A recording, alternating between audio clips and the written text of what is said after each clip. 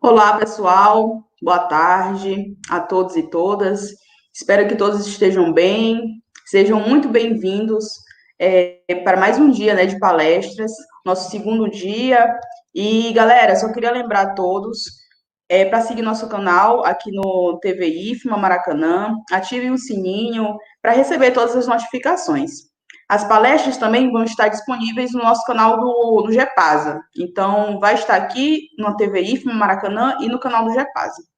Para dar continuidade, então, ao nosso segundo dia de palestras, vamos iniciar aí a palestra sobre como melhorar o controle do carrapato dos bovinos, que contará com o moderador e coordenador do GEPASA, professor Danilo Rodrigues Barros Brito, que possui uma graduação em Medicina Veterinária pela Universidade Estadual do Maranhão, UEMA, mestrado em Ciência Animal junto à área de Sanidade e Reprodução Animal pela Universidade Federal do Piauí, doutorado sanduíche na Universidade de Yucatán, doutorado em Ciência Animal pela Universidade Estadual de Londrina.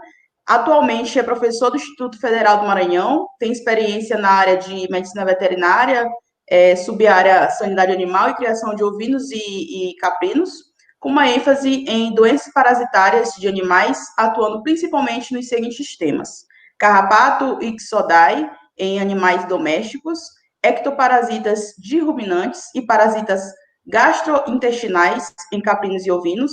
Também atua na área de farmacognosia, com ênfase em plantas medicinais com atividade antielmítica e carrapaticida. Bem-vindo, professor. Você está com a palavra para dar início aí à seguinte palestra. Boa tarde, Tamis. Obrigado. Quero, nesse momento, agradecer a presença de todos que estão nos assistindo, né? É um prazer, de fato, muito grande tê-los conosco neste simpósio, né? O primeiro simpósio de pastagem, alimentação e sanidade animal, né? O primeiro Simpasa. E nesta tarde, né, essa primeira palestra do dia, nós teremos a presença do professor Dr. Lívio Martins Costa Júnior, onde estará proliferindo a palestra Como Melhorar o Controle do Carrapato dos Bovinos. Então, o professor Lívio, ele possui graduação em Medicina Veterinária pela Universidade Estadual do Maranhão, mestrado em Parasitologia pela Universidade Federal de Minas Gerais, doutorado sanduíche na Universidade de Munique, Alemanha, doutorado em Parasitologia pela Universidade Federal de Minas Gerais, pós-doutorado no USDA, Estados Unidos, e no Roslin Institute da Universidade de Edimburgo, Escócia. Atualmente, ele é professor associado ao Centro de Ciências Biológicas e da Saúde da Universidade Federal do Maranhão, tem experiência na área de parasitologia, com ênfase em entomologia, acarologia e também em eumitologia, atuando principalmente nos seguintes temas: biologia e controle de eumintos, ixorídeos e miías. Professor Lívio, é um prazer tê-lo conosco no primeiro Simpasa. Obrigado por ter aceitado o nosso convite. Acreditamos muito na sua contribuição para este evento e você agora tem a palavra para estar proliferindo a sua palestra. Muito obrigado. Obrigado você, Danilo. Obrigado a todos do IFMA e pela organização. Muito obrigado mesmo pelo convite, né? É uma honra para mim. E principalmente, né, um convite vindo do pessoal do IFMA Maracanã, que é um grande parceiro, né? Você, o André, né, o Coutrin, então são grandes parceiros nossos e a gente tem o maior prazer em poder contribuir, né? Hoje nós vamos falar sobre como melhorar o controle do carrapato dos bovinos, né? Essa, na verdade, é uma pergunta, né? Porque que todo mundo nos faz e principalmente porque todos tentam controlar o carrapato dos bovinos. A gente vai começar falando, né, fazendo uma analogia, né? Então, se a gente está num carro, está quente, o carro não esfria de jeito nenhum, né, o ar-condicionado, né? Ou quem estiver lá para São Paulo, Rio, Minas, para o sul do país, está frio, você coloca o ar-condicionado, né, para sair o ar quente, não sai, né, você fica com frio, né, e o ar-condicionado não funciona, né? E o que você faz? A primeira coisa, você começa a mexer de um lado, mexer para outro, né? Então, essa é a solução, a primeira solução que você tenta, né, é mexer para ver se resolve esse problema do ar quente, que está muito quente dentro da temperatura muito alta no seu carro, né? E você faz um monitoramento, né? Coloca lá a mãozinha, fica aqui, né, vendo se esfriou, dá um tempo, você tenta monitorar de tudo quanto é forma. Mas esse não é o ideal, né? A gente tem que fazer um diagnóstico, né, preciso, ver se está faltando gás ou se a temperatura externa está muito quente, e aí a gente tem que fazer uma outra complementação, né, uma outra coisa. Então, tem que ter um diagnóstico preciso e um diagnóstico amplo daquele problema que é o problema do ar quente, né? E muitas vezes até criar uma solução diferente, né? Um ar-condicionado portátil que você coloca dentro do carro, né? Então, que facilita, que diminui mais a temperatura interna. Então, são soluções que pode ser que resolva o seu problema, tá? Então, a gente vai levar essa analogia para o controle de carrapatos e a gente vai falar claramente sobre todos esses pontos, né, durante essa apresentação. O problema, não é preciso falar, né? Vocês conhecem o carrapato, né? É um problema seríssimo, com um prejuízo mais de 3 bilhões de dólares por ano no Brasil. Então, a pecuária bovina é altamente impactada ou pelo prejuízo direto do carrapato, ou então por doenças transmitidas por carrapato, né, os causadores da tristeza parasitária bovina, que causam um prejuízo imenso, né, à pecuária nacional, tá? Então, todo mundo tenta controlar, e o carrapato é um problema para 40, mais 55, 99% da população, ou aqui 89% dos proprietários falam que o carrapato aparece, e é uma situação difícil de controle, né? Então, é um problema seríssimo em todas as propriedades, Minas, São Paulo, né, onde foram realizados esses estudos, tá? Então, é um problema sério, e a solução, o que é que a gente tenta fazer? É mudar rapidamente aqui, mexer no controle, que é a aplicação de carrapaticidas, tá? Mas só que essa aplicação de carrapaticida, na grande maioria das vezes, é feita dessa forma. O cara coloca uma bomba costal de 20 litros, né? Eu sempre falo nos meus alunos, nas aulas práticas, coloco uma bomba costal de 20 litros nas costas e vai lá dar um banho em 30 vacas, né? Para vocês verem, né? Usar 5 litros por vaca, então cada bomba costal dessa somente para 4, 5 vacas, né? Então você tem que encher de novo e bombear, tá? É uma coisa muito pesada que o controle acaba sendo feito dessa forma, ó. Parece, a gente fala que o cara está benzendo, né? Então vai no meio e benze e reza a Deus que mate todos os carrapatos esse benzimento, tá?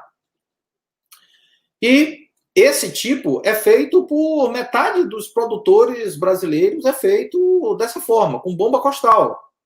Então, isso não é uma realidade que a gente tem que ver e fazer. Como que eu posso fazer com que essa pessoa aqui aplique corretamente um carrapaticida nesses animais? Tá? Então, metade dos proprietários, né, fazem como? Os animais soltos no curral, daquela forma, benzendo os animais. Tá? Então, esse controle vai ser realmente muito fraco, né? Vai ser um controle não efetivo, né, para os animais. Então, essa é a maneira como não você deve banhar. Então, benzendo, né, aqui, ou então você pega, coloca aqui, já até melhorou, já é um jato, né? Então, você prepara uma bomba e tem um jato, mas olha como é que é. O cara pega e tá como se fosse lavando uma calçada, joga lá, pronto, terminou, né? Então, isso daí é como não banhar. Vocês nunca devem fazer ou indicar esse tipo de banho, dessa forma, né? Como que deve ser? O animal preso, tá? Você tendo acesso a todos os animais, então um curral de um tronco, né, ou uma seringa, dependendo de onde você estiver, fala tronco, né, ou em outros lugares seringa, de cordoalha, ou mesmo arame liso, né, mas que você tenha acesso a todo o animal, em toda parte do animal, e que você possa pegar tranquilamente, aplicar 5 litros numa vaca, 4 litros, 3 litros no bezerro, né? Ou numa novilha, né? Então, dependendo do tamanho do animal, tá? Você tem que ter uma pressão, né, de 115 a 150 PSI no bico. Então, Então, você tem que ter uma pressão forte, não é apenas um jatinho, não, você tem que chegar e ter realmente uma pressão forte para que você chegue aqui e impregne essa cauda dentro do pelo, tá? Então, não é apenas você pegar e molhar e cair aquela cauda no animal e não impregnar. Você tem que ter uma pressão que chega e contra o pelo você pega e impregne essa cauda de carrapaticida no animal. E aí tem toda uma sequência de banhos. Tá? Então, você começa sempre de baixo para cima, na região posterior, depois na parte de baixo, né? Aí, depois que você vai para cima, sempre contra o pelo, e, por último, né, a cabeça do animal. Preste atenção que esses locais, né, então, próximo do úbere, né, na parte próximo da cauda, essa parte embaixo, né, aqui na cabeça, são áreas de extrema importância e que você tem que tomar muito cuidado, tem que impregnar muito bem com essa cauda esses locais, porque são os locais prediletos de fixação dos carrapatos. Então, isso daqui é um professor Romário Cerqueira Leite, né, um professor da UFMG, que esteve aqui com a gente no Maranhão um tempo. Ele desenvolveu um método, né, que você coloca uma caixa d'água, tem uma bomba motorizada, né, e aí você pode fazer a cauda aqui, ó, preparar a cauda nessa caixa d'água, e aí você tem direto a bomba, né, e aí você tem acesso a um banho melhor para o animal. Tá? O outro modo é um banheiro de imersão.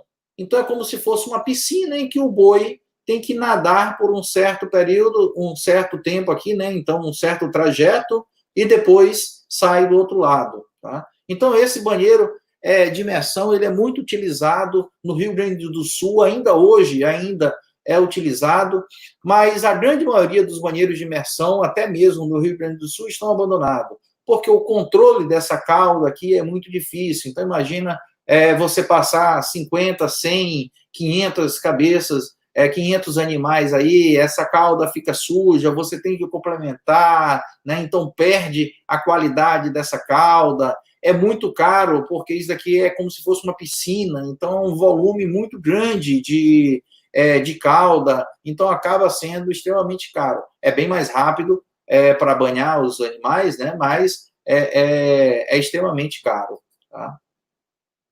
O outro tipo é um brete de pulverização, né? Ou então câmara atomizadora, que na verdade é uma seringa, um tronco, né? Um brete, em que você tem aqui os aspersores, em que você pega e tem aspersores também no chão, né? E no teto, em que o animal passa e aí você pulveriza, né? Essa cauda dos animais. Parece muito as câmeras hoje em dia que o pessoal está utilizando para desinfecção de Covid, de coronavírus. Então, em alguns locais, a gente tem umas câmeras dessa que a pessoa passa e tem um aspersor, né? Lógico que aqui a pressão nesses aspersores é muito maior do que nessas câmeras de Covid, né? Então, essas de câmera de Covid é apenas uma nuvem, né?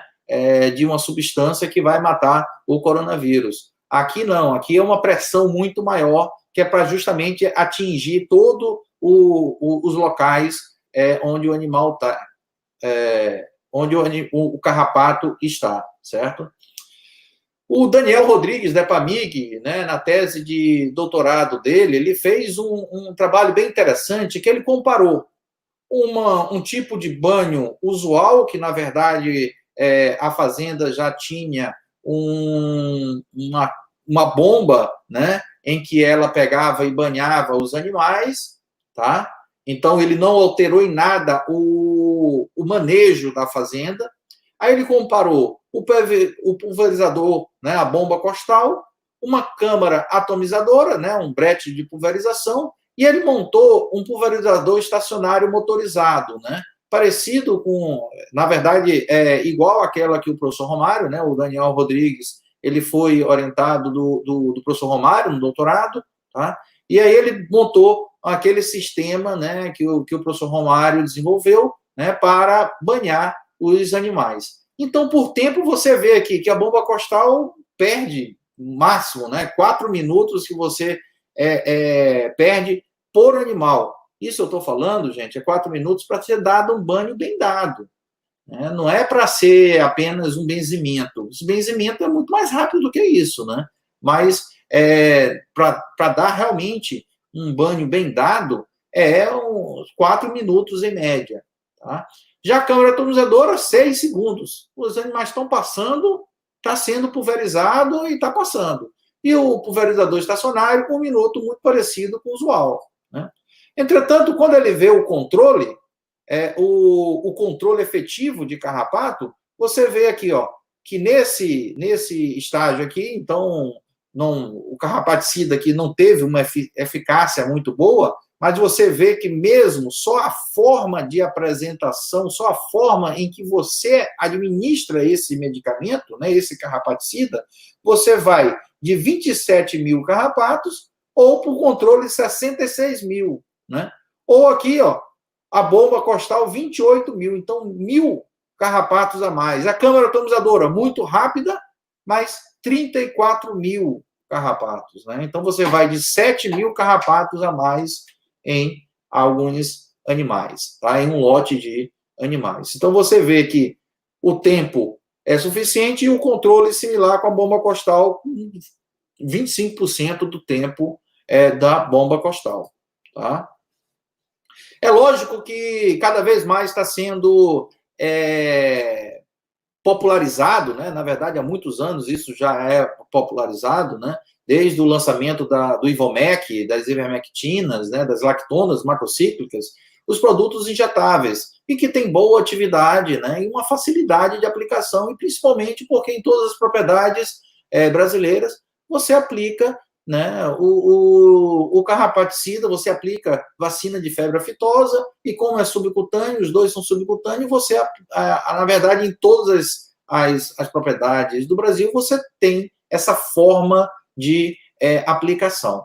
A outra é o Puron, em que você pega uma solução, né, uma solução carrapaticida, e coloca em todo o dorso do animal. Tá? Vale lembrar o seguinte, que a gente tem 2 tipos de Puron. Um tipo de Puron com produtos, que a gente vai falar mais tarde, de piretroides sintéticos e também organofosforados, que são de contato, e um produto que é sistêmico, que é o mesmo composto das lactonas macrocíclicas, né, do injetável. Tá? Então, o mesmo composto pode ser injetável ou pode ser Puron, modifica a formulação farmacêutica aí para ser uma via ou outra. Tá? Agora, a gente tem que tomar cuidado também que se estiver chovendo no dia, né? Então, numa pulverização, você diminui a atividade aqui de 99% sem chuva até 71% se você tem aproximadamente 43 milímetros de chuva. Né? Então, você reduz a eficácia daqueles tratamentos se você tiver uma pulverização no dia de chuva. E Puron, você tem também. Também tem uma diminuição da eficácia aí de 40%, né? Vai para 40%, uma eficácia que seria 60%, né? E aqui também no fipronil, utilizando Puron fipronil, aí uns 10% de eficácia, né? Esse estudo foi desenvolvido pelo grupo lá do professor Elber, lá da Universidade Federal de Goiás, né? Tem um grupo muito forte em parasitologia, que a gente vai até falar de outros trabalhos deles mais para frente. Tá? Então, chuva, vocês têm que olhar, vai fazer tratamento carrapaticida? Então, vamos ver se hoje vai chover, se amanhã vai chover, tá? Então, chuva até 24 horas depois do tratamento interfere diretamente nas aplicações Puron, né? Então, você tem que verificar se você vai ter chuva ou não, né? Hoje você tem aplicativos que você já vê já faz uma simulação, né, e fala para você o percentual de chance de chover naquela região. Então, isso tem que ser utilizado também no manejo sanitário. Então, que carrapaticidas existem no mercado, né? Então, a gente tem organofosforados, carbamatos, esses dois grupos aqui, eles são grupos mais antigos, extremamente tóxicos, tá? Eles são inibidores de acetilcolesterase, são muito utilizados ainda, mas a tendência mundial é que os organofosforados e os carbamatos não sejam utilizados, então isso a médio prazo eles vão deixar de ser utilizados. E a gente tem como forma de apresentação pulverização e os organofosforados a gente tem também puron. A gente tem os piretroides sintéticos, né, que atuam no canal de sódio, a cipermetrina, deltametrina, flumetrina, alfametrina, né, que temos pulverização e puron também, as formas de apresentação. A gente tem muitos produtos purons no mercado, piretroides mais organofosforados, ou então de pulverização, piretroides mais organofosforados. A associação desses dois grupos. A gente tem os amidínicos, amitraz, né, só tem esse princípio ativo, né, que inibe as monoaminooxidases, né, e que são utilizados, a forma de apresentação é pulverização, e as lactonas macrocíclicas, né, a ivermectina, ivomec, doramectina, abamectina, mortisdectina, que potencializam a ação inibidora do GABA e tem como puron e injetável. A gente tem os fenilpirazóis, o fipronil, principalmente, que inibe o GABA, que, como apresentação puron, tem alguns experimentos, né, também injetável, tá, utilizando fenilpirazol injetável, e as benzoilfenilureias, que são inibidores de quitina. Então, eles não matam diretamente o carrapato. Eles inibem a muda de uma fase para outra, inibe a síntese de quitina e aí acaba matando o carrapato porque ele não desenvolve, tá? O fluazuron, diflobenzuron, lufenuron, né? E tem como puron e também oral. Um macete, né, que se a gente quiser trocar de produto, né, a gente necessita trocar não apenas de produto, mas produto e de grupo químico também. Um macete que eu dou não serve para todos os compostos, mas é uma base muito boa, tá? Então, organofosforados tem terminação os ou on. Então, clorpirifós, etion, colmafós, esses são organofosforados. Piretroides sintéticos, terminação trina, cipermetrina, deltametrina, flumetrina, alfametrina. Então, se eu mudar uma trina por um os, eu tenho grande chance, 99% de chance de trocar um piretroide por um organofosforado. Lactonas macrocíclicas, quitina, ivermectina, doramectina, abamectina, mortisdectina, né, selamectina, tem vários outros compostos também, né, que terminam com quitina e são do grupo das lactonas macrocíclicas, né. E o benzoilfenilureias, né, terminação uron, fluazuron, diflobenzuron, lufenuron, né. Então, mais uma vez, não são todos que têm essa terminação, quitina, trina, ozon, mas a grande maioria. Então, um macete, se você quiser trocar de grupo químico, mude de terminação entre essas terminações. Isso daqui é só um macete para facilitar, né, para vocês, para os produtores, tá? Então, a mudança de grupos químicos. Tá?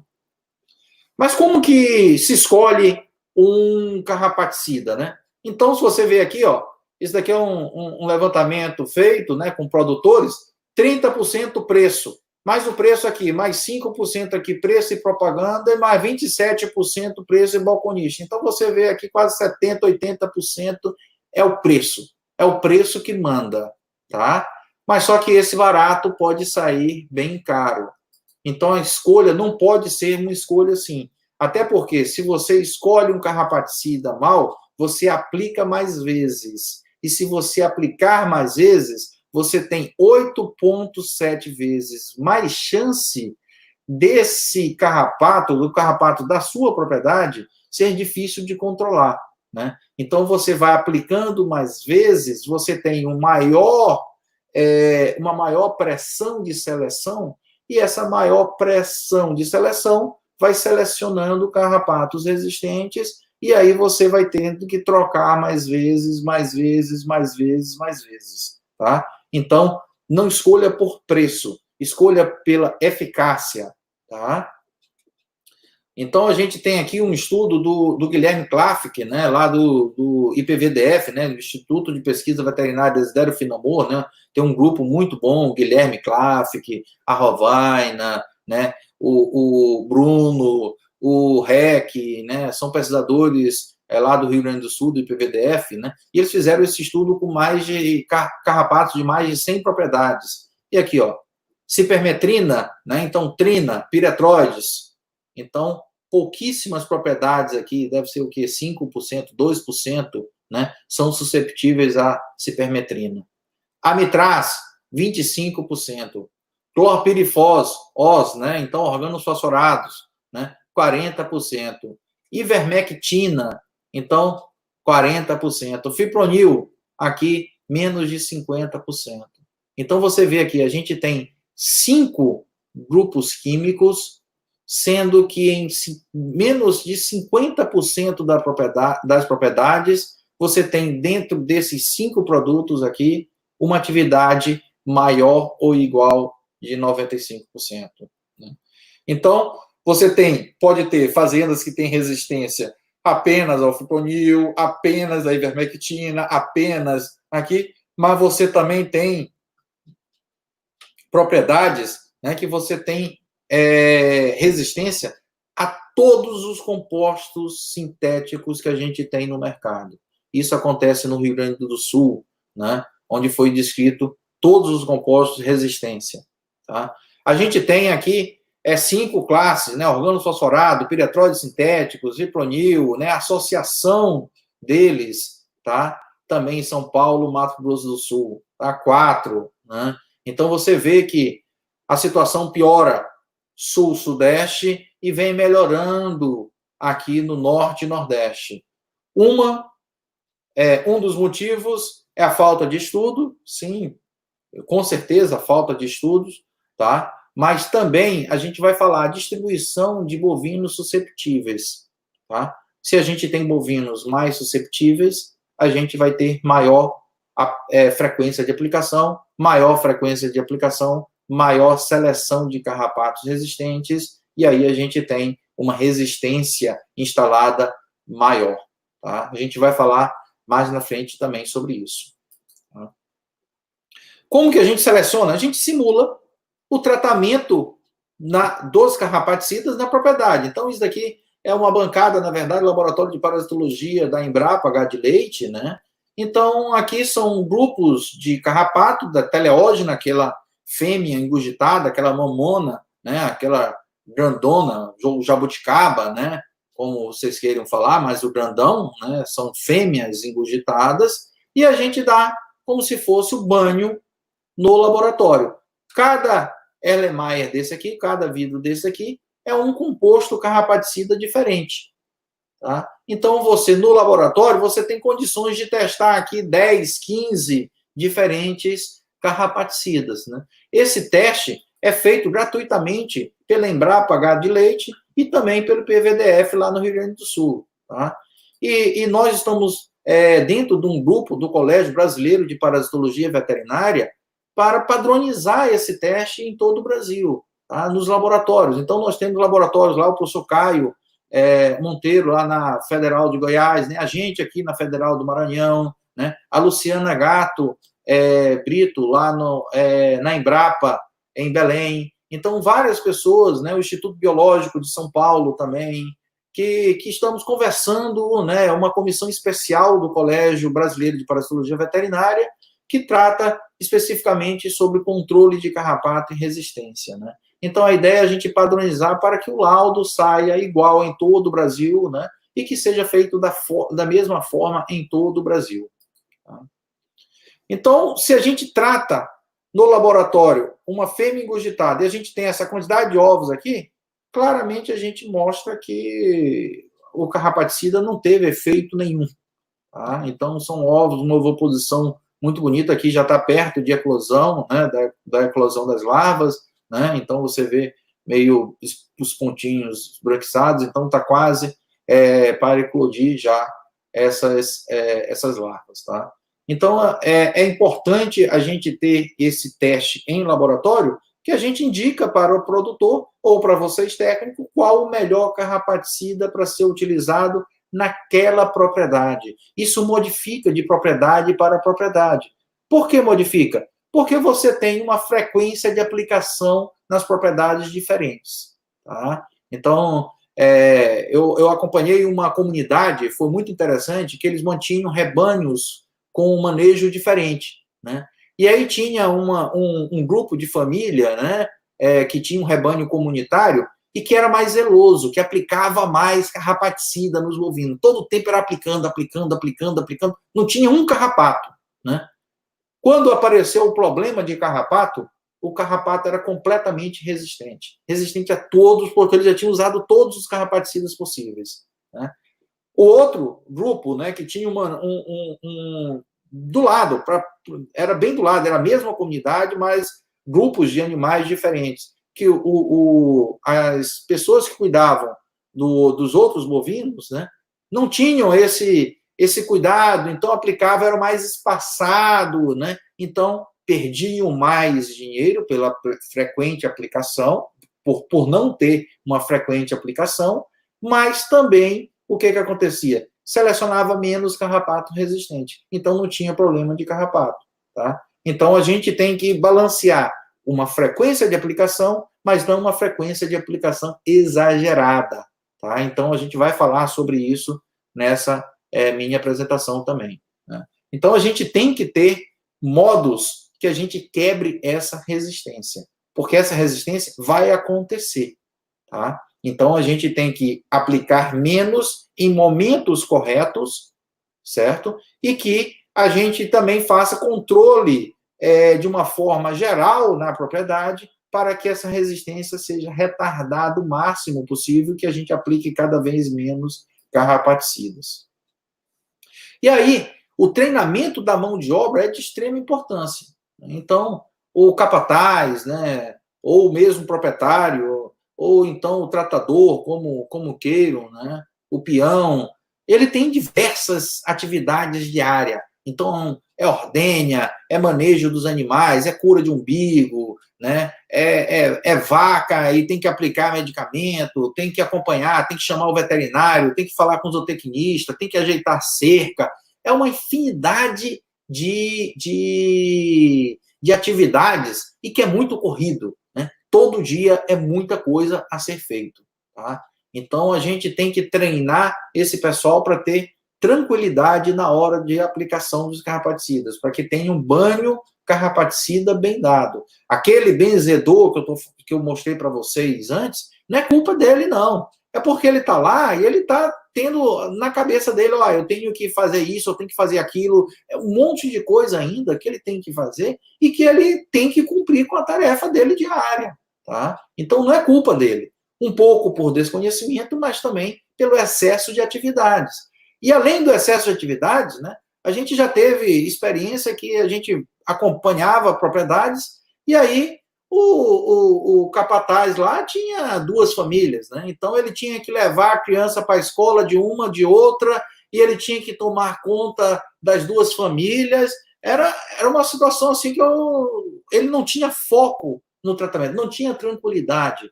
Um outro problema também que a gente já viu foi alcoolismo, né? Então eu cheguei numa propriedade que o cara tinha uma garrafa de cachaça no curral, né? Então, não, isso não é possível, né? O cara não está com foco aqui, ele quer terminar aqui, ele quer beber a cachaça dele. Então, esse treinamento, essa capacitação e apresentar aqui para esse funcionário que isso não está correto, que tem que ter tranquilidade, né?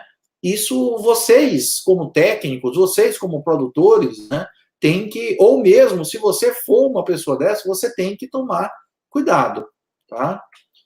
E essas pessoas é que são responsáveis pelo monitoramento. São eles que estão no dia a dia. São eles que estão lá. Opa, peraí, como é que tá? Tá tendo muito carrapato? Não tá? Não, esse momento não tá legal. Então, é esse pessoal que a gente tem que capacitar muito bem, porque eles são os olhos, são os braços, são todos. essa pessoa é de extrema importância para o controle, né, do carrapato. Se a gente não tiver essas pessoas toda a fazenda conosco, não adianta. Tá? Não adianta que o controle vai ser muito mal feito. Então, eles são, além de todas as atividades, eles são os responsáveis por observação dos carrapatos, aplicação dos produtos, e, logicamente, a gente tem que dar uma contrapartida para eles, né, e proteger os nossos funcionários o máximo possível, né, dando, né, equipamentos de proteção individual, né, lógico, para que eles não se contaminem, né, para eles não se intoxiquem, muitas vezes, com os carrapaticidas. Então, a gente viu o problema, o monitoramento, né? Mas o diagnóstico não é apenas o monitoramento, né? A gente tem que ter uma visão e um diagnóstico muito maior. Muitas vezes, para você consertar o ar-condicionado, você tem que desmontar o motor do carro, porque aí você vai ter que tirar uma serpentina não sei de onde, né? Então, às vezes, você tem que ver as peças do carro. O carro todo é muito importante. Não adianta nada estar o ar-condicionado bom e o pneu furado. E um banco eu botando uma cadeira ruim. Então, o carro todo é muito importante. E o carro todo é o ambiente, nutrição, manejo de pastagem, genética. Tudo isso é importante para controle de carrapatos. Tá? Então, é muito legal a gente estar nesse simpósio, né, de pastagem, e também de sanidade, porque a gente vai falar de pastagem. Tá? O controle de controlar carrapato, a gente tem que saber também manejo de pastagem. A gente tem que saber que tipo de pastagem é aquela. A gente tem que ter esse conhecimento profundo, porque senão, se a gente tiver só naquela mudança, né, de um lado para o outro, mexendo 1, 2, 3 no ar-condicionado, não dá. Não é isso. A gente tem que ter uma visão holística da propriedade e dos animais. Tá? Então, só dessa forma é que a gente vai ter um controle muito bom e uma temperatura, no caso, se a gente fizer um bom diagnóstico, uma temperatura, né, agradável para a gente no carro. A gente já falou de infraestrutura, né, então a gente tem que ter algum tipo de algum local que eu possa conter o animal, não pode ser pode ser um tronco, pode ser qualquer coisa, um brete, né, uma seringa de cordoalho, ou então uma seringa de arame liso, né, que facilite que a gente possa aplicar o carrapaticida em qualquer lugar. Mão de obra, se a gente não tiver uma qualidade, uma capacitação, né, dos nossos colaboradores, não dá certo, então a gente tem que ter essa colaboração, esse treinamento, essa capacitação para ele. E vamos falar mais de ambiente, nutrição, manejo, pastagem, genética, e vocês vão ver que isso tudo é controle de carrapato. Tá? Eu, lógico, como parasitologista, né, o carrapato é o principal para mim, né? Mas só que eu sei claramente que para controlar o carrapato, eu preciso ter uma visão de um todo. Tá? Mas, se eu tiver um profundo conhecimento do carrapato, eu vou saber que esse todo é muito importante. Então, a gente começa a falar do ciclo do carrapato. Se eu conhecer profundamente o ciclo do carrapato, eu vou ter um bom diagnóstico de situação, eu vou ter um bom controle, tá? Porque se eu souber exatamente como que é esse ciclo, eu tenho como controlar esses animais, não apenas aplicando o carrapaticida, mas controlar na propriedade como um todo. Tá? Então, aqui a gente tem aproximadamente 21 dias depois que a larva sobe no animal, a gente tem aqui, né, as fêmeas engurgitadas que caem no solo. Tá? Então, essas fêmeas engurgitadas aqui, elas procuram um local que se abriguem, né, que se abriguem de uma insolação intensa, tá? Então, temperatura, umidade é importante em todo esse ciclo aqui que a gente chama da fase não parasitária, em que o carrapato está no solo. Então, se abriga no solo e aqui vai ter uma temperatura ótima e uma umidade ótima também. Tá? Então, que horas que cai? Depende. No inverno, por exemplo, né, aqui no inverno, ela cai mais entre 5 e 8 horas da manhã e 13 e 16 horas da tarde. Isso daqui é o inverno, tá, gente? Do Brasil, na verdade, de Minas Gerais, de Coronel Pacheco, né? Próximo de Juiz de Fora, né? Então, zona da Mata Mineira, tá? Então, a gente tem aqui no inverno, né, 5 às 8 horas e 13 às 16 horas. E no verão, a gente tem mais quedas, né, de 8 às 11 horas e 16 às 19. Inverno e verão da zona da Mata Mineira, tá? Não de todo o Brasil. A gente tem diferenças aí. Aqui no Nordeste a gente chama inverno quando chove, verão quando é seco, né? Que é diferente. Aqui o verão é chuvoso e o inverno seco, tá? Essa ovoposição aqui dura aproximadamente 18 dias. E aí você tem uma eclosão, né? Então você tem um período de pré-ovoposição, que dura 2, 3 dias, uma ovoposição, uma eclosão dos ovos e uma as larvas na pastagem. Tá? Qualquer coisa que interfira nesse ciclo aqui, na sobrevivência dessa larva na pastagem, que ela é viável até 90 a 120 dias, né? Ou então que demore, que retarde ou que mate essas fêmeas aqui, a gente vai controlar carrapato. Vale lembrar que 95% do carrapato de uma propriedade está no solo, está aqui na pastagem, não está nos animais. Certo? Então vamos lá. A gente tem predadores, formiga, né? Que pegam, ó, se alimentam de teleógena e matam o carrapato. Controla, controla. Qual o percentual disso? Muito baixo de controle. Mas sim, você tem um controle aqui de carrapatos, tá? A gente tem fungos, né? Então, o fungo é de extrema importância e o fungo, principalmente nas fêmeas engurgitadas, né? Então, se reproduzem aqui nos fungos, os fungos se reproduzem. E aí tem alguns produtos que se aplicam nos animais, então dá uma eficácia aqui 45%, uma baixa eficácia ainda, mas só que sobre larva, né, pulverizando sobre o animal, né, e quando o animal tem larva, né, chega até 100%, né. O grande problema dos fungos é que eles são muito sensíveis a mudanças de temperatura e umidade.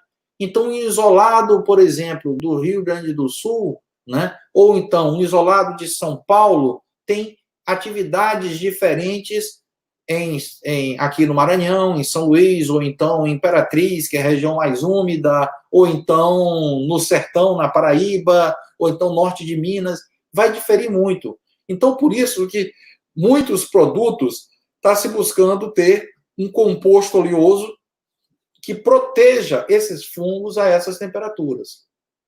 Então, esse estudo é um estudo da professora Vânia Pittencourt, né, que tem um grande número de trabalhos sobre fungos entomopatogênicos, que nós chamamos, né, e que controlam o carrapato, né. Então, a gente tem um grupo do Caio Monteiro também, que trabalha muito com fungos em Goiás, o Everton, né, que foi orientado da professora Vânia também, que trabalha muito com fungos em Goiás, e que buscam o controle, né, do carrapato utilizando fungos e protegendo esses fungos para que aumente essa eficácia dos fungos, né, sobre o carrapato. A gente também, dependendo da espécie de gramínea, você tem uma viabilidade maior ou menor. Isso aqui foi um trabalho do John Furlong, né, do saudoso John Furlong, né, é um pesquisador da Embrapa Gado de Leite, né, hoje ele já está aposentado, né, está morando em Santa Catarina, e ele fez um trabalho muito interessante com capim gordura, capim gola e com braquiária, né, e ele acompanhou durante o ano todo, né, durante um ano, né, a sobrevivência dessas larvas, quanto tempo que essas larvas ficavam nessa pastagem. Aqui, ó, capim gordura, uns 18 dias era o máximo que chegava, uns 10 dias em março, né, de sobrevivência. Então, as larvas morriam muito rápido, né? Isso por causa alguns produtos, o capim-gordura produz alguns compostos que matam as larvas de carrapato. Tá? Capim-Angola, então chega aqui 40 dias, e dependendo como for aqui, tem 30 dias no período. E na braquiária, né? 65 dias. E, num certo período aqui, 120 dias. Então, o carrapato ficava até 120 dias na braquiária. Então, dependendo do pasto, se o pasto protege mais as fêmeas engurgitadas, se protege mais as larvas, então elas vão ter menos estresse térmico, né? Ou então mantém mais a umidade, ela vai acabar tendo uma sobrevivência larval maior. Então, só lembrando que 80% das nossas propriedades no Brasil é composto por braquiária. Tá? Na verdade, até um pouco mais, né? Aqui, braquiária e mombaça, né? Então, 80%. Então, se a gente tem 120 dias de sobrevivência, então, pastejo rotacionado, eu vou ter que deixar 120 para matar carrapato, né? Então, eu preciso de 120 dias para matar o carrapato aqui, para não ter um carrapato aqui, né? Eu não vou deixar um piquete 120 dias. Vai virar uma marcega, vai virar... Não faz sentido. Ah, sim, mas só que em determinado período do ano eu tenho uma sobrevivência larval menor. Sim, 60 dias. Qual sistema de pastejo rotacionado que deixa 60 dias? Não deixa, 28, 32, 36 dias de pastejo rotacionado. Né? Então, pastejo rotacionado não vai controlar carrapato, porque você vai ter carrapato larva ali ainda, sem nenhum problema. Tá? Então, 15% das propriedades fazem pastejo rotacionado e esse pastejo não controla carrapato. Pelo contrário, o pastejo rotacionado, como a gente aumenta a densidade relativa à carga diária, né, porque a gente vai ter um piquete menor e uma taxa de lotação daquele piquete maior. A taxa de lotação geral, até que não. Mas a carga instantânea de pastoreio é maior. Tá? Então, o que acontece?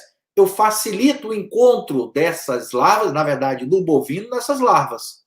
Se eu boto mais animais numa área, eu facilito o encontro deles. Eu facilitando o encontro, eu tenho uma maior infestação. Então, pastejo rotacionado, teoricamente, aumenta a quantidade de carrapatos, da infestação de carrapatos. O que eu quero que vocês prestem atenção é as fases do ciclo e, eu tenho larva na pastagem. Então, se eu tenho larva na pastagem, qualquer coisa que eu faça no manejo que facilite o encontro dos animais com essas larvas, eu vou aumentar a quantidade de carrapato. Qualquer coisa que eu diminua, que eu dificulte o encontro dessas larvas com animais, eu vou diminuir a infestação. Tá? Qualquer coisa que eu proteja os carrapatos, as fêmeas engurgitadas no solo, né, dando uma temperatura entre 17 a 26 graus Celsius e uma umidade maior do que 70%, 80%, eu vou favorecer o carrapato. Tá? Então, qualquer coisa. Se existe um capim, uma forrageira nova, e que faça esse sombreio, que facilite esse sombreio, é melhor para o carrapato. Tá? Então, eu estou facilitando o encontro dos animais. Eu facilitando o encontro dos animais, eu facilito, na verdade, a infestação. Entretanto, viram em alguns sistemas, né, sistema balde cheio, tá, que não tinha um surto muito grande de carrapato. Sistema balde cheio, para quem não conhece, é um sistema desenvolvido pelo pessoal da Embrapa Pecuária Sudeste, muito difundido no Brasil inteiro, que utiliza uma alta taxa de lotação, né, por piquete, e faz uma adubação de ureia, tá, intensa de ureia. Mas viram que, aumentando essa carga relativa nesse sistema de balde cheio, nem sempre, algumas vezes sim, mas nem sempre aumentava muito o carrapato. Aí, até alguns experimentos lá do Arildo, né, que foi orientado pelo professor Romário Cerqueira Leite também, viram tem alguma coisa estranha. O que é que eles fazem? Eles adubam intensamente com ureia. Toda vez que um lote sai, adubação com ureia. Então vamos ver, a ureia deve matar? Pegaram e botaram os carrapatos, ó, dentro da ureia. Não mata. Não, mas então o que é? Aí fizeram, sim, mas a ureia pode não matar diretamente. Mas e se não for a ureia? For justamente a ureia quando se volatiliza. Aí botaram numa placa de Petri na metade a ureia e metade os carrapatos. Fecharam. Olha só o que aconteceu com os carrapatos. Morreu tudo. E nos canteiros? Morreu tudo. Tá? Aí viram que no período chuvoso, né, o canteiro que tinha, na verdade, o piquete que tinha sido tratado com ureia, os animais tinham, em média, 120 carrapatos, e o grupo que não recebeu, 160. E no período seco, o grupo que recebeu tinha 86 carrapatos, e o grupo que não recebeu, 148. Então, você quase que duplica a quantidade de carrapatos sobre o animal, porque você controla utilizando ureia. Então, eu estou falando, gente, de manejo de pastagem interferindo no controle sanitário. Por isso que a gente não tem que ter uma visão apenas de carrapaticida, carrapaticida, carrapaticida, carrapaticida. Tá? A gente tem que ter uma visão geral, certo? Aqui são os canteiros, né? E você vê aqui, ó. Então, isso sobre larva. Com ureia, uma baixa quantidade de larva, né? Sem ureia, né? Uma grande quantidade de larva nos canteiros. Tá? Então, qualquer coisa que controle, que seja ruim para o carrapato nesta fase, e aí a gente tem, como eu falei, manejo de pastagem, ambiente, tá? Temperatura que eu altere ou que seja alterado, eu vou favorecer ou prejudicar a sobrevivência do carrapato. E aí tem sistema de integração lavoura-pecuária, né? Então, um sistema simples, esse daqui altera muito de propriedade para propriedade, mas é que você tem alguns piquetes e que essa cultura aqui, uma lavoura, você vai mudando, né? Em cada piquete você coloca um ano e, em média, aí, 3 anos, você volta para esse novo piquete com uma nova lavoura, né? Então, você planta o milho, né? E, em conjunto, planta uma braquiária, por exemplo, aí quando você passa o tempo, esse piquete sem animais, e aí você acaba passando aí 90, 120 dias sem nenhum animal ali dentro, que é justamente para você fazer aradar, né? Pegar e corrigir o solo, se necessário, né? Adubar, plantar, colher um milho, uma soja, seja o que for, nessa sua integração.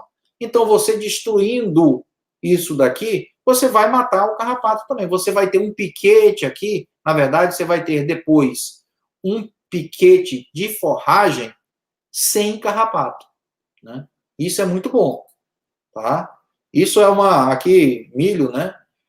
Então, é uma coisa muito boa, porque você tem sempre uma nova pastagem e um piquete aí, 5%, 10% da sua propriedade, sem nenhum tipo de carrapato. Agora, só que pode ser um problema também, tá? Se eu tenho aqui um piquete novo, né, e eu tenho carrapato aqui, sensível, e carrapatos, super carrapato, né? Um carrapato resistente. Eu trato esse bovino, né, e levo para o piquete. Todos os susceptíveis vão morrer, só o resistente. Então, eu vou ter pouco carrapato nesse piquete, mas eu vou ter somente carrapatos resistentes. Quando eu passar 2, 3 vezes com o animal, eu vou ter uma grande quantidade de carrapatos e todos carrapatos resistentes, né?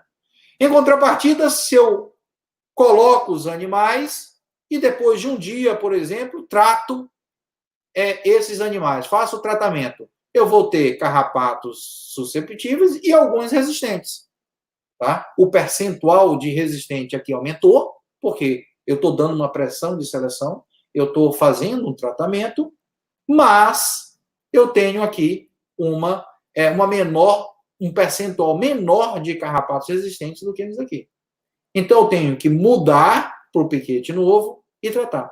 todo piquete novo sem carrapato, eu tenho que tomar esse cuidado, porque senão eu vou selecionar rapidamente os carrapatos resistentes na minha propriedade. Tá? Isso é muito comum a gente ter até fazendas novas, né? O cara pega, compra uma fazenda, às vezes a fazenda está abandonada, ele pega, refaz a pastagem, compra animais novos, né? Então traz os carrapatos, aí na quarentena o que ele faz? Trata tudo quanto é bovino, né? Entra. Meus animais entraram todos limpos. Ótimo. Entraram todos limpos.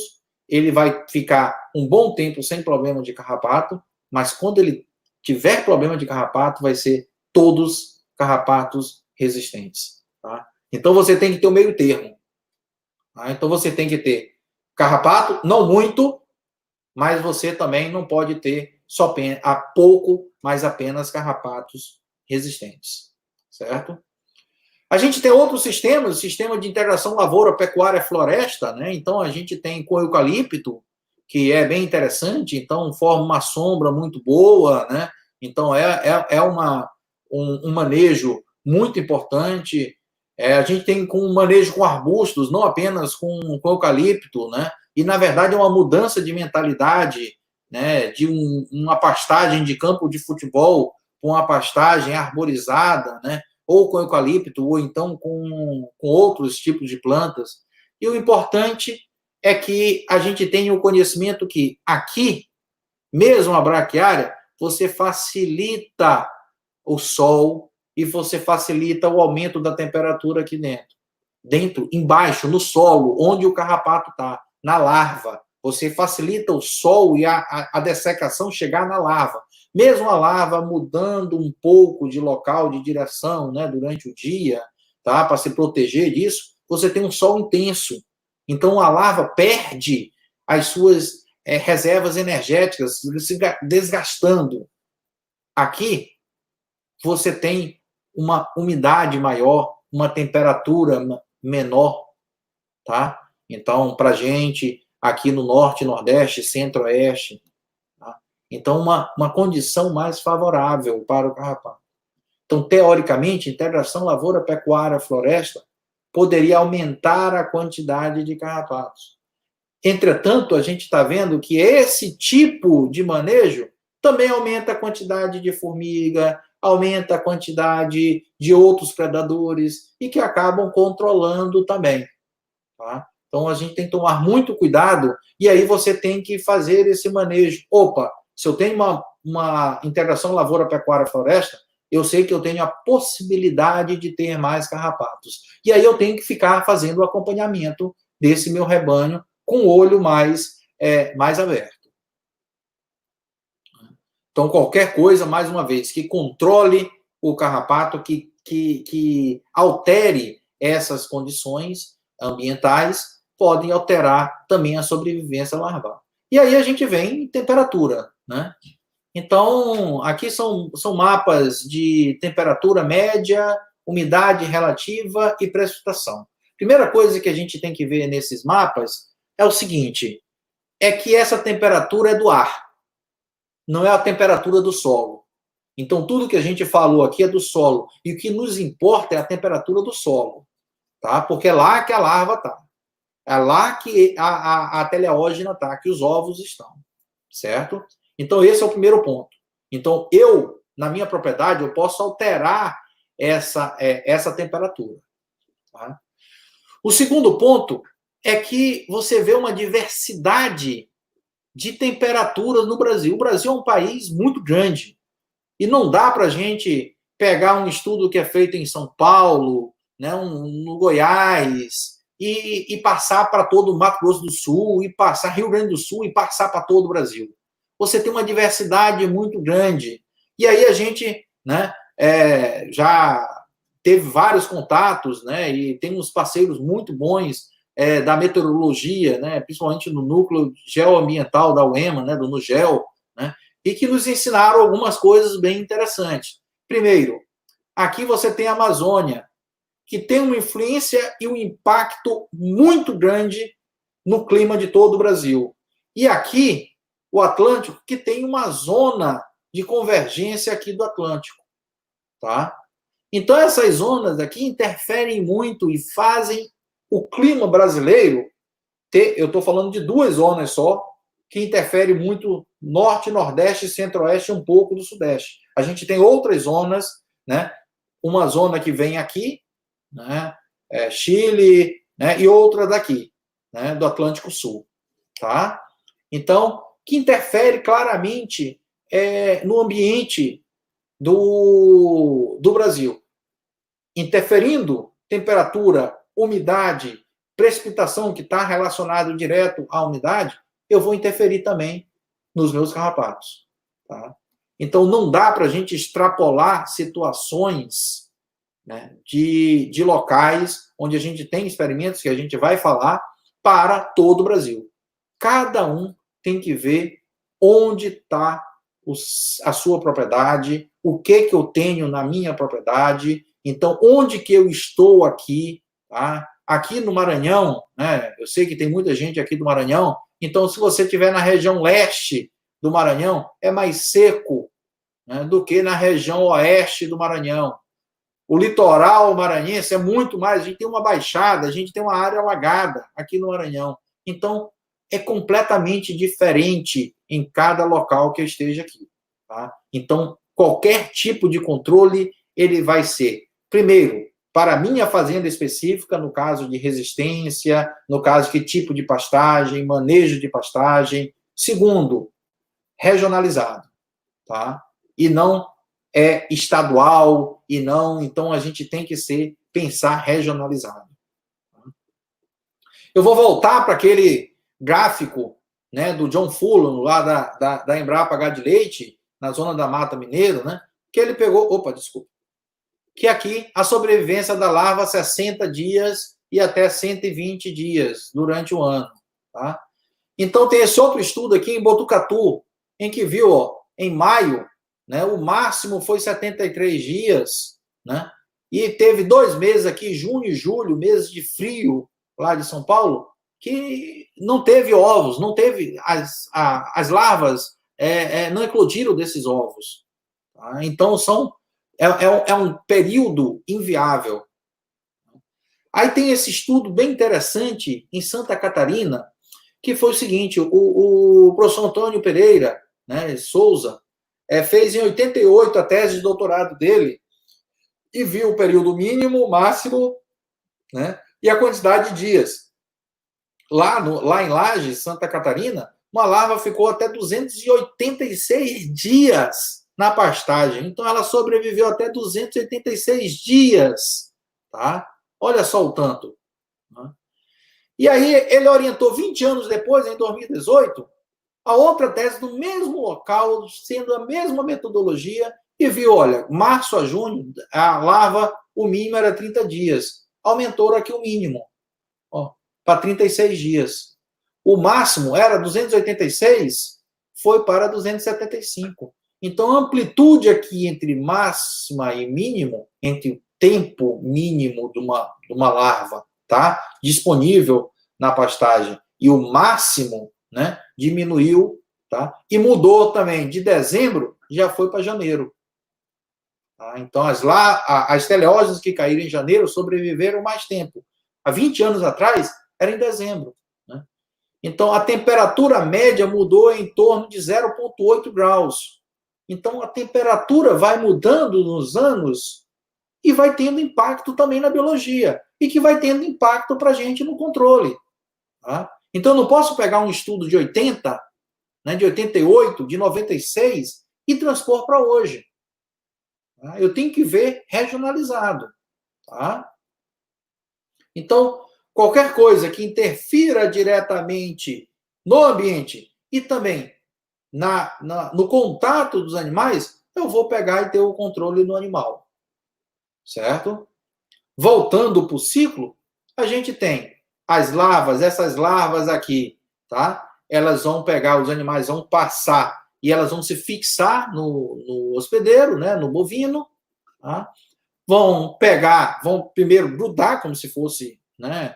Vão ter o contato, vão se fixar e vão se alimentar. E vão fazer algumas mudas, né? Que a gente vai ver daqui a pouco, tá? 95% dos carrapatos estão na pastagem. 5% apenas nos bovinos.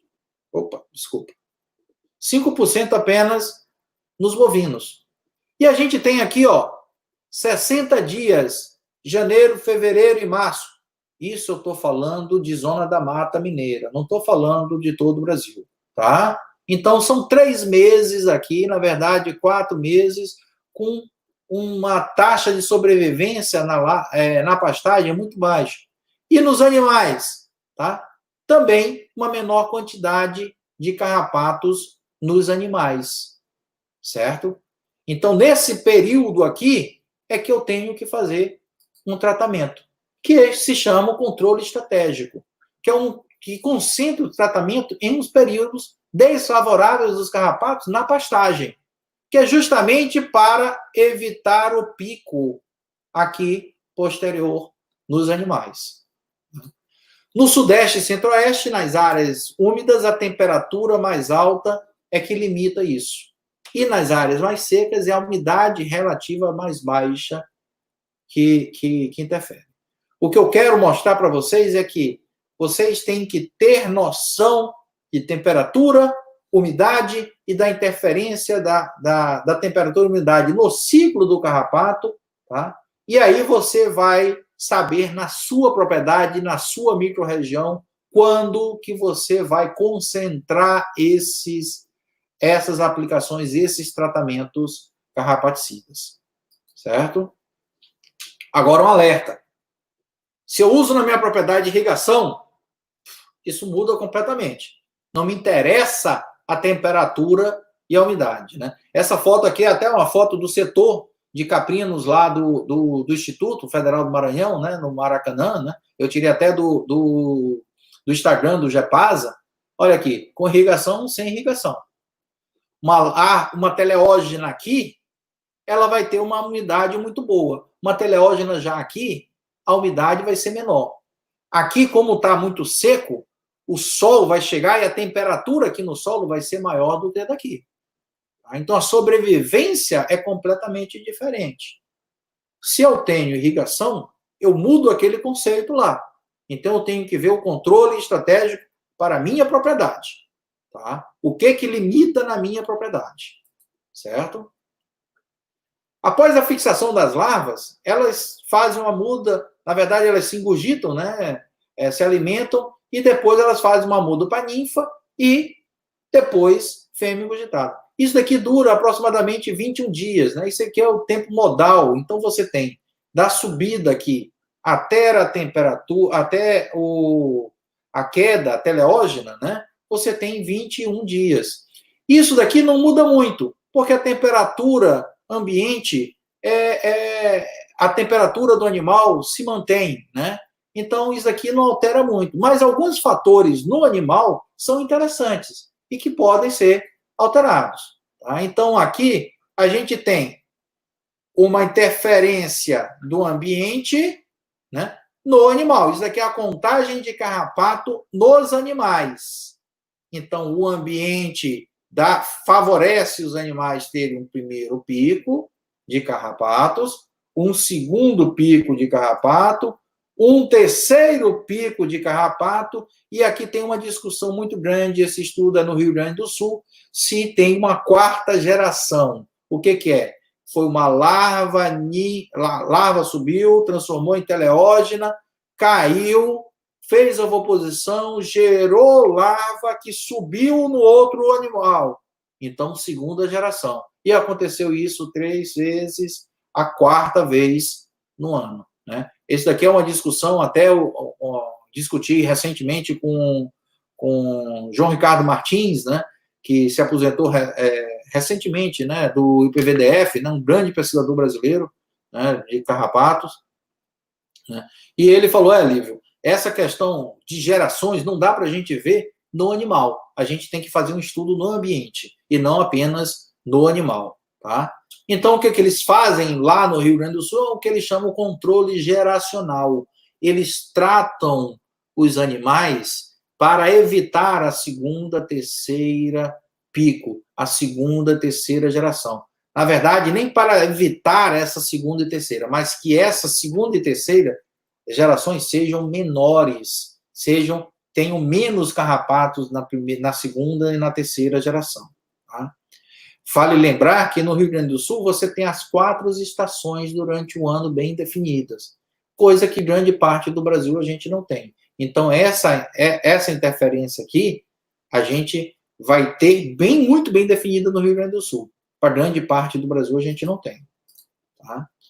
Isso aqui é um mapa bem interessante, né? É de um inglês que passou algum tempo no Brasil, David Evans, tá? E ele fez uma modelagem matemática, tá?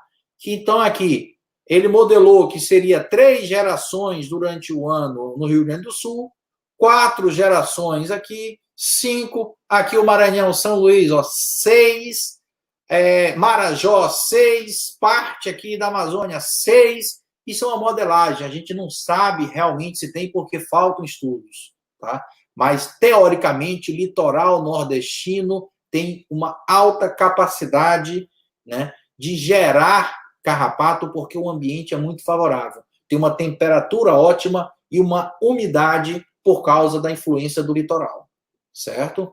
Lógico que a gente vai ter zonas aqui que são extremamente secas que vão ter interferência. Como a gente tem, ó, sertão nordestino, uma umidade muito baixa, e aí a gente não tem carrapato, como algumas regiões do sul de Minas e também no extremo do Rio Grande do Sul.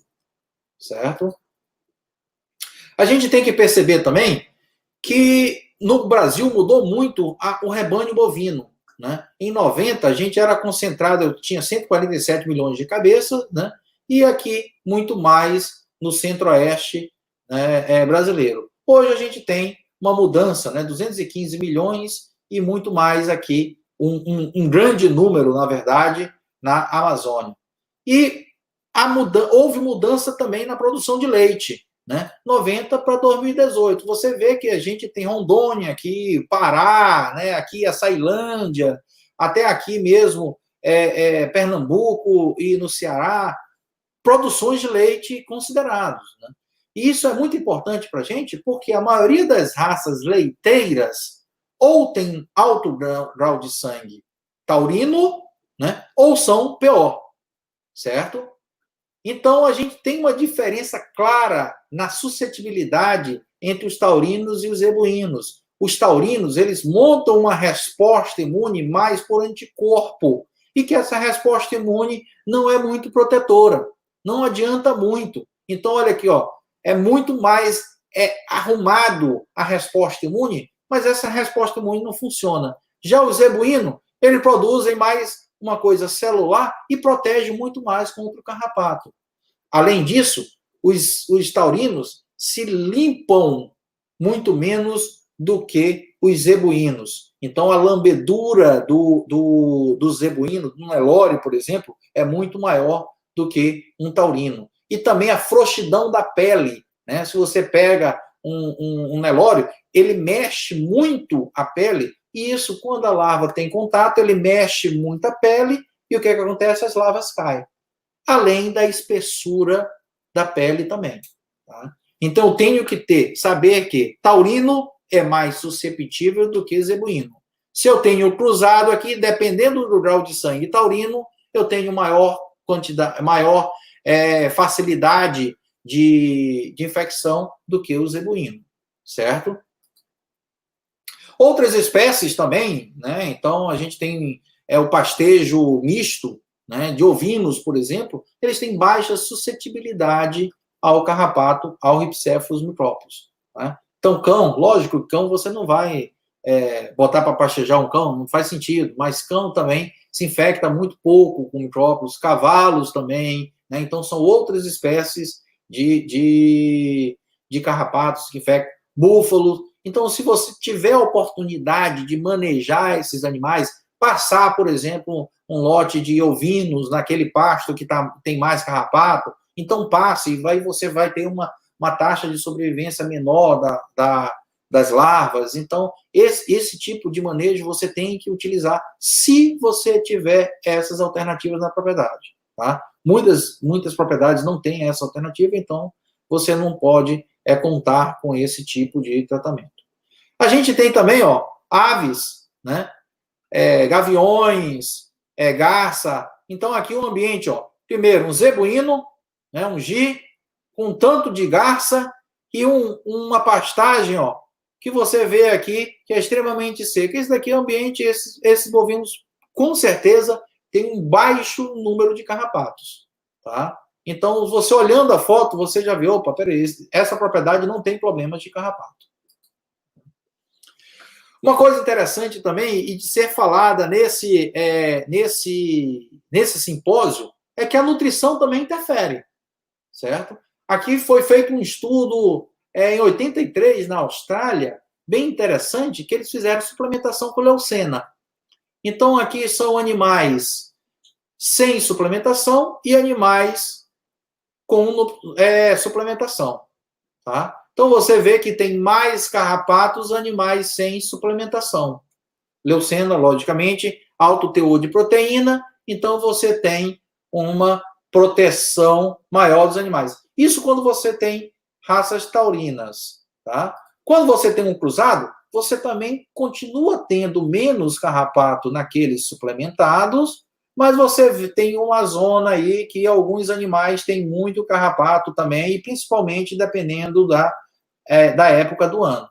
Mas claramente você tem interferência da nutrição. Se você é bem nutrido, se você tem um animal bem nutrido, você tem uma menor quantidade de carrapatos.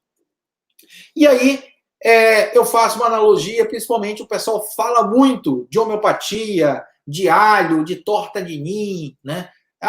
Produto homeopático, e esses produtos homeopáticos são oferecidos na ração, né? Então, os animais realmente melhoram.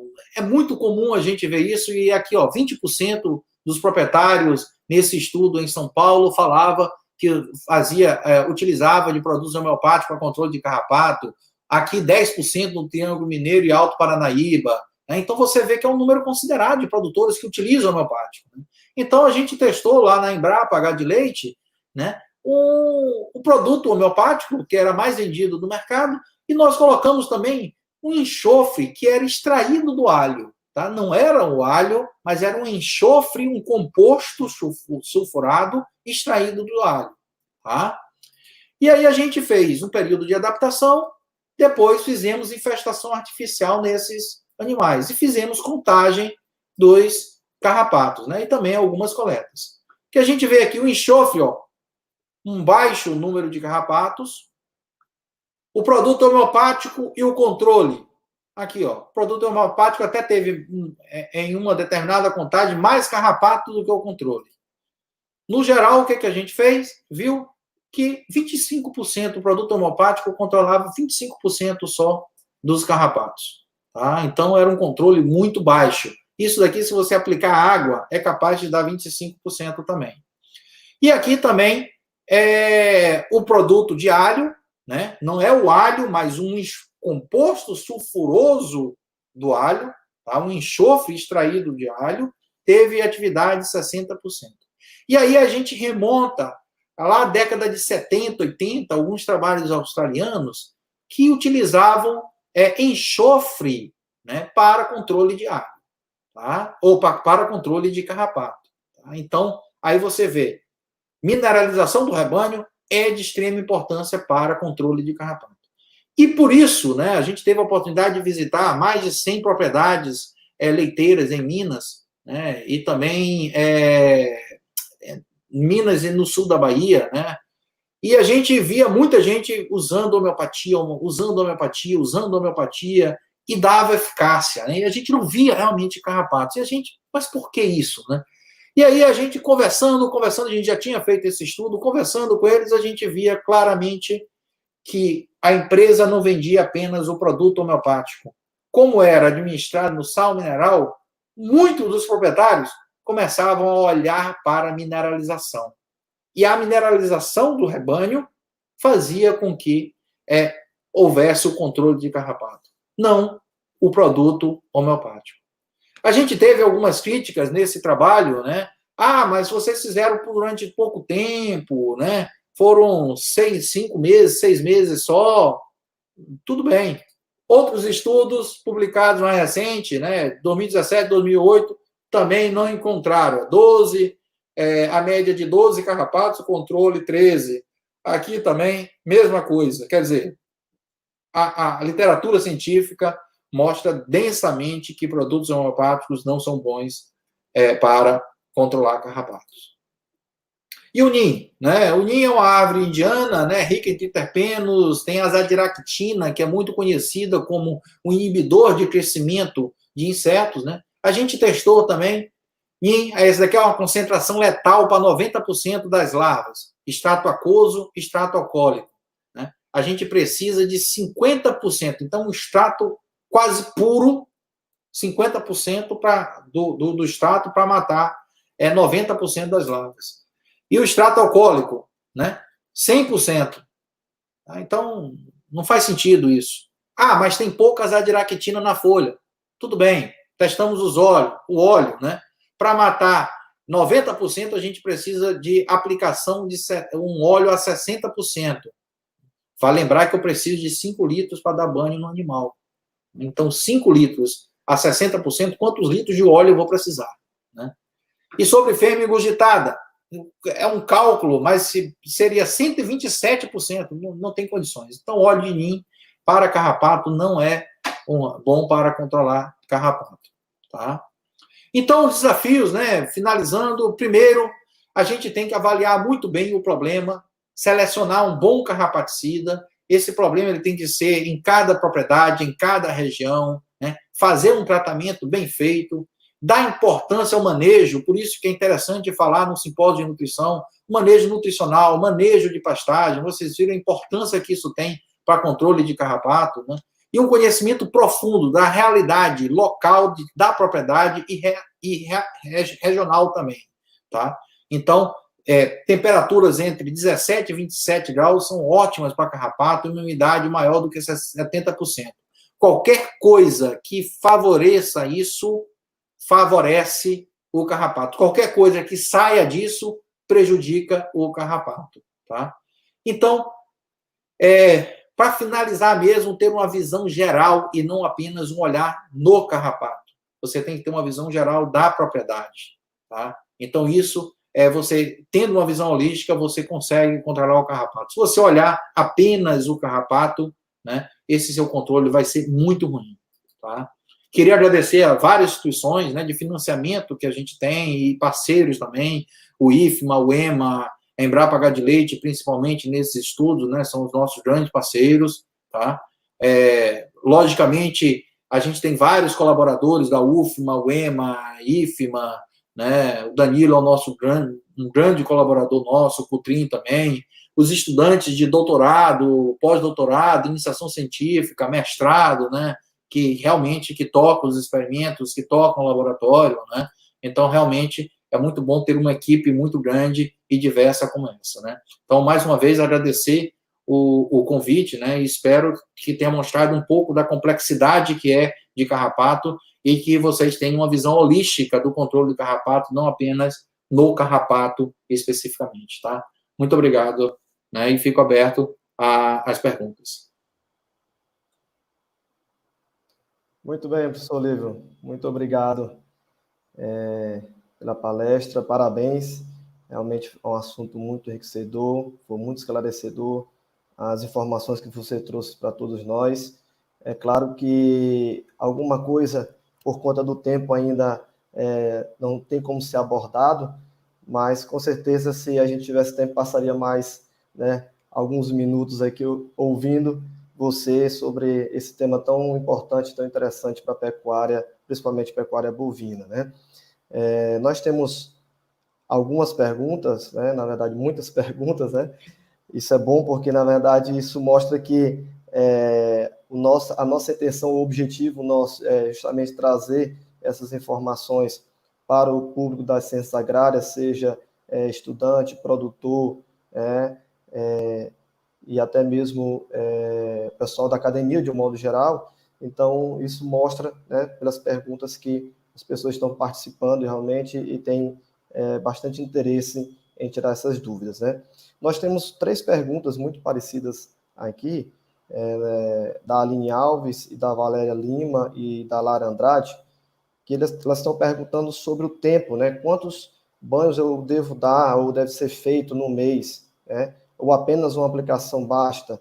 Já a Valéria fala quantas vezes por mês devo aplicar o medicamento no rebanho. E a Lara fala se é correto pulverizar de 15 em 15 dias ou tem que ser um tempo menor ou maior. Então, são perguntas bem parecidas, por isso que eu fiz as três ao mesmo tempo. Certo. São ótimas perguntas. A gente passou isso porque o objetivo da apresentação era ter uma visão mais completa, né? Uma visão mais abrangente do todo, mas o controle estratégico preconizado, né, é que você concentre até 5 banhos, tá? Naquele período que você tem a menor concentração de carrapatos na pastagem, certo? Então, você tem uma menor quantidade de larva na pastagem e aí, percentualmente, você tem maior quantidade de carrapatos nos animais. Então, você tem que concentrar aí. Então, seria 5 banhos distribuídos pelo menos de 21 em 21 dias. Você não deve aplicar de 15 em 15 dias, porque se você aplicar de 15 em 15 dias, se você sentir a necessidade de aplicar de 15 em 15 dias, isso demonstra claramente que o seu carrapaticida ou a forma que você está aplicando não funcionam mais. Já são, os carrapatos ali já são resistentes, tá? Porque se você aplica de 21 em 21 dias, o período residual mínimo desses carrapaticidas são 7 dias. Você vai ter 14 dias, então você não vai chegar a ver a teleógena ou a fêmea engurgitada, tá? No bovino. Então, por isso que tem que ser de 21 em 21 dias. Outra coisa, você banha os animais e solta esses animais nos piquetes que têm mais carrapatos, justamente para que esses animais se infestem com carrapatos e que, como ele foi banhado, bem banhado, que tem que ser, tá? Ainda vai ter carrapaticida, esses carrapatos vão tentar subir, vão subir, mas vão morrer, tá? Então, o bovino, o John Fulham falava sempre que usa como fosse um aspirador. Os bovinos são um aspirador das larvas no pasto. Por isso que concentra esses banhos e que você tem que soltar esses animais no pasto que tem mais carrapato. Se você soltar num pasto que tem pouco carrapato, você não vai ter esse impacto, né, de controle de carrapatos no pasto, tá? Então, você tem que tomar muito cuidado disso, certo? Logicamente, só uma coisa interessante, se você tem uma lactona macrociclo, ivermectina, longa ação, tá? Que você tem um período residual muito maior, então você tem que espaçar mais esses banhos. Você não precisa aplicar de 21 em 21 dias. Ivermectina, longa ação, você tem aí uma ação 25, 30, às vezes até 30 dias, tá? Então você pega e pode espaçar eles aí para cada 40 dias, né? Então fazer 3 aplicações só, 2 aplicações, dependendo. Mas se você sentir necessidade antes, quer dizer, ou o seu carrapaticida, os carrapatos ali já são resistentes, ou você tem, ou você está fazendo uma aplicação mal feita. Tá? Ok. Professor Lívio, tem a pergunta da Milena Alves, que ela faz a seguinte indagação, assim, em relação ao benefício-custo, custo-benefício, qual dos métodos de banho você recomendaria? Aí vai depender da sua propriedade, tá? Não existe receita de bolo. Eu acho que em toda a produção animal não existe receita de bolo, tá? Até, por exemplo, a maior receita de bolo que a gente tem na produção animal no Brasil seria o balde cheio. E mesmo assim, uma das coisas que ele tem é avaliar cada local, tá? Até no que a gente tem, segue mais a cartilha, mas mesmo assim a gente não tem receita de bolo, certo? Então, a gente tem que verificar a propriedade. Dependendo como for, se for uma propriedade de gado de corte, né, você não vai colocar numa câmara atomizadora daquela, num brete de pulverização, um gado de corte, um Nelore. Vai quebrar tudo. Você tem que ter essa noção, você tem que saber o que é. Né? Não adianta você comprar. Tá? Você vai passar uma vez, mas rapidamente aquilo vai quebrar. né? Então, você tem que ter infraestrutura, treinamento de pessoal. Dependendo como for, o Puron é uma boa opção, porque é mais fácil a aplicação. A injetável é uma boa opção, dependendo como for, é apenas a pulverização. O modo de aplicar. Vale lembrar que se eu aplico um carrapaticida Puron, tá? Então, por exemplo, uma ivermectina Puron. Eu aplico uma ivermectina, uma epinomectina Puron. E os carrapatos, eu sinto necessidade de aplicar mais vezes, eu vejo que não teve atividade, tá? E se eu tenho certeza que apliquei bem feito, peso correto dos animais, tudo certinho, né?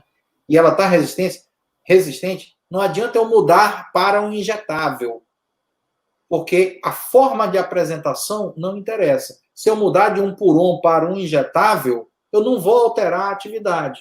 O que eu vou acontecer é ter o mesmo composto e a mesma eficácia, baixa eficácia. Eu tenho que mudar, por isso que eu dei aquele macetinho, né, do trina, os, on, porque você tem que mudar de grupo químico. Pode ser um Puron por outro Puron, se você mudar o grupo químico. Pode ser uma pulverização ou para outra pulverização, se você mudar o grupo químico.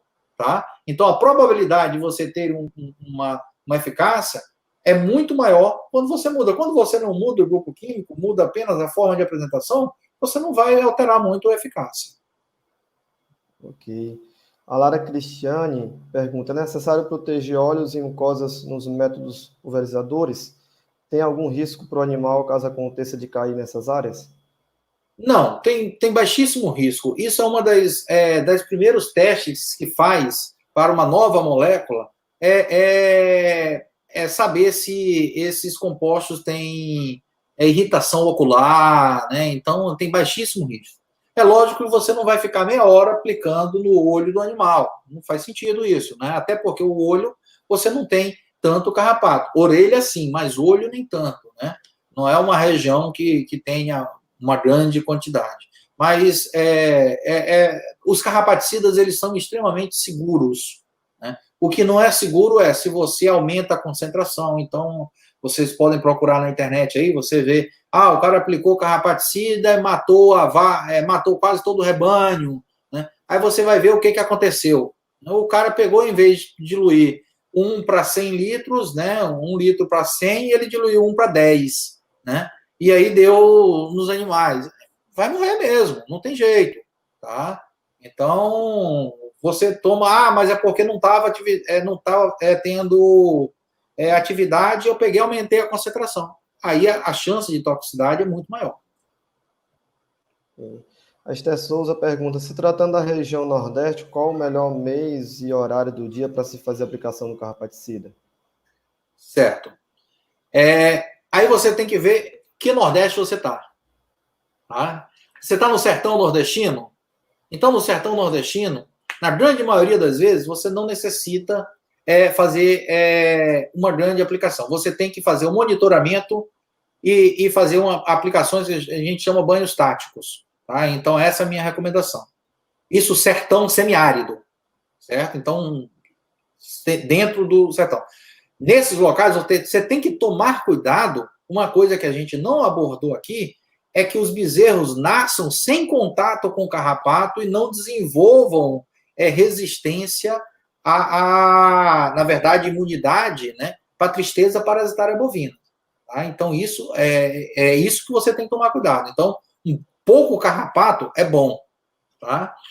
Litoral nordestino, você tem que ver, dependendo do local, por exemplo, Pernambuco, começa a chover em meses diferentes. Então, zona da mata de Pernambuco, ou São Luís aqui, né? Então, dependendo do litoral, é diferente. Então, você tem que ver os meses. Normalmente, nesses locais, tá? no Nordeste como um todo, a temperatura alta, ela tem uma limitação muito grande, porque a nossa temperatura alta é acompanhada por uma baixa umidade também.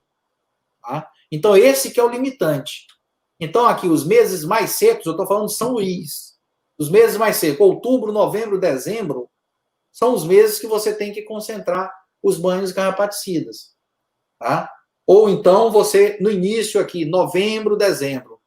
Isso não vai ser para a Zona da Mata de Pernambuco, não vai ser no Ceará. Então, você tem que ver qual o período. Normalmente é início da época chuvosa. Então, precedendo aí o mês da época chuvosa, que é justamente o final do período seco, do período mais seco da gente. Tá certo? Então, esses são os períodos que você tem que começar a concentrar. Aqui, para a gente, em São Luís, no caso, não é nem em todo o Maranhão, mas em São Luís, seria outubro, novembro, para a gente começar a dar os banhos. Tá? Ok. Professor Livre, nós temos muitas perguntas ainda, né? Só que a gente, olhando aqui com calma, muitas delas já foram respondidas aí durante a palestra, tá? Com relação também ao tempo, né? Nós já vamos ter às 18 horas a próxima palestra, então vou encerrar com uma última pergunta, porque as outras de alguma forma já foram contempladas, né, na sua palestra. É a pergunta do Robert Barroso. Ele pergunta, professor Livre, alguns desses produtos carrapaticídeos têm um período de carência longo. No caso de vacas de leite em lactação, como proceder? Excelente pergunta, Robert. Robert é um grande amigo lá de Pedreira, né? Cara fenomenal da Agência de Defesa, é um dos grandes quadros da GED que a gente tem, né? E que realmente me orgulha o interesse de muitos dos colegas nossos, veterinários, zootecnistas, da Agência de Defesa, da GERP, né? E o Robert é um exemplo disso, tá? Robert, essa é uma pergunta que a resposta, principalmente para a GED, é de extrema importância, porque as vacas em lactação, a grande maioria dos produtos, o leite tem que ser descartado. Tá? Então, lactonas macrocíclicas tem resíduo no leite até 30 dias depois, né? Dependendo, 20, 30 dias. Tá? Então, não deve ser utilizado a grande maioria das lactonas. Né? É prinomectina, uma das únicas lactonas que tem baixo nível de resíduo, né? 3, 5 dias só que você tem que descartar o leite. Né? Piretróides sintéticos, 5 dias aproximadamente. Isso vai mudar muito de formulação para formulação. Tem formulação que dá um período residual um pouco maior, então a gente fala de grupos químicos aproximados. Tá? Então, lactonas macrocíclicas, a grande maioria, ivermectina, doramectina, você tem que tomar cuidado. Tá? Já organosfosforados, 2, 3 dias, 3 dias, após 3 dias não é preciso mais o descarte. Tá? Então, você realmente tem que descartar. A tendência, e você como uma pessoa da GED sabe disso, a tendência é essa fiscalização ser cada vez mais comum. Tá? Então, você vai ter que ver as pessoas fazendo controle de carrapato, né, e tendo que descartar o leite. Tá? Isso em muitos locais não é comum, não deveria acontecer, tem que ser descartado, ou então utilizando um composto bem interessante, né, que é o flazuron, que é um inibidor de quitina, que tem resíduo zero, né? Então, esse poderia servir para vaca de leite, né? Vacas em lactação. Então, você vai ter que você vai ver cada vez mais esse tipo de coisa, porque a fiscalização vai ter que ser feita, né? Justamente para a gente não ficar ingerindo leite com carrapaticida. Tá? Então, essa é a verdade. Um ponto que eu não abordei aqui, até, eu acho que eu falei muito, extrapolei o horário, né, Danilo? Mas eu não abordei aqui, foi a catação manual, né? Tem um teste, um experimento bem interessante, né? Que controlou o carrapato numa propriedade só catando as fêmeas engurgitadas, né?